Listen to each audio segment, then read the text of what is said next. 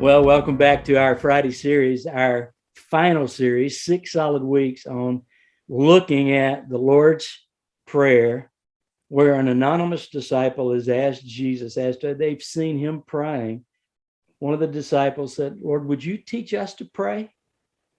And the Lord's answer was what we know as the Lord's Prayer. And so, Boo, good to see you again. Thanks for joining me over these last few weeks and having this conversation. So, what about you? Any temptations that you're faced with throughout the week when you're on the course? Yeah, we don't have enough time to discuss.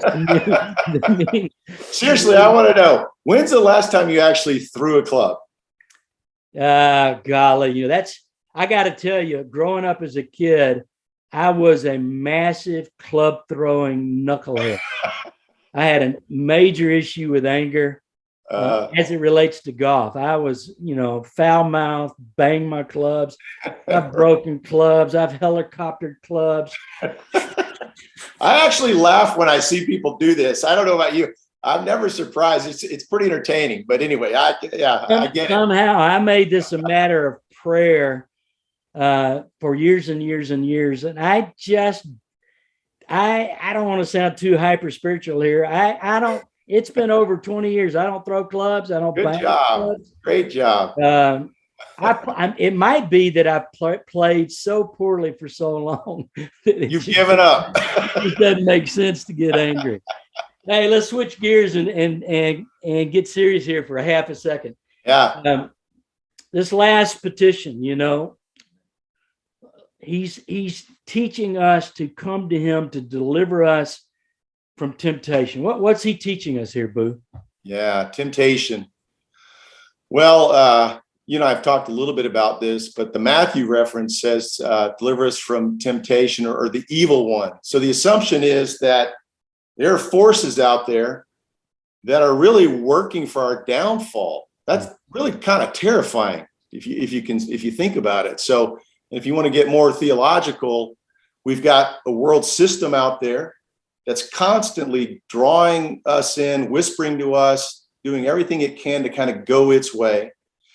We've got our own internal struggles. And I don't know about you, but if I turn my inside life outside, it would probably be rather terrifying to most. So there's a lot churning in here. And then we know behind all of this, there literally is an enemy, the devil, whose plot from the beginning was to steal God's beloved people away from him. So the temptation is there, and even more horrifying are the consequences. So if I'm tempted, and let's say it's a pretty serious thing, and I make a poor choice, there are a lot of people that are going to be hurt. I think specifically about wife and kids and extended family and church community. So there's a lot at risk here. And I'm not going to pretend that any of us are perfect and that we don't yield to temptation. But I think the question is, how do we deal with it? And the implication in this passage is that God will help us, protect us, even when we're not completely aware of it.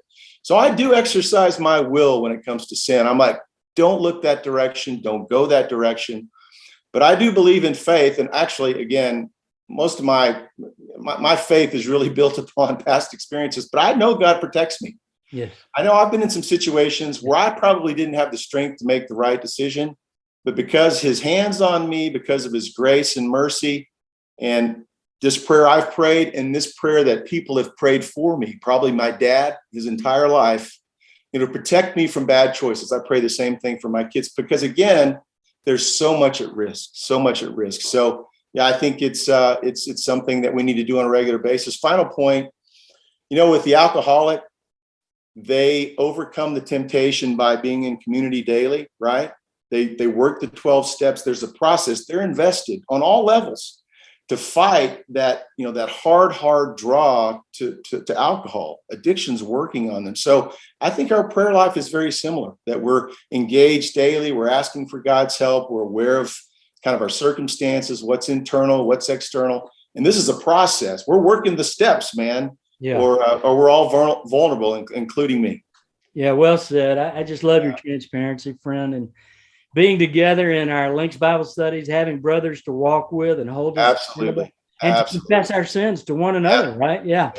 Yeah. I wish we had a lot more time, guys, to discuss this, but the Lord's Prayer, I hope it's been meaningful to you. I hope it's encouraged our Links family. Boo and I just want to say God bless you all, and thanks for joining us over the last 6 weeks. Boo, I'll see you soon. Yeah. Yeah. Okay. So long.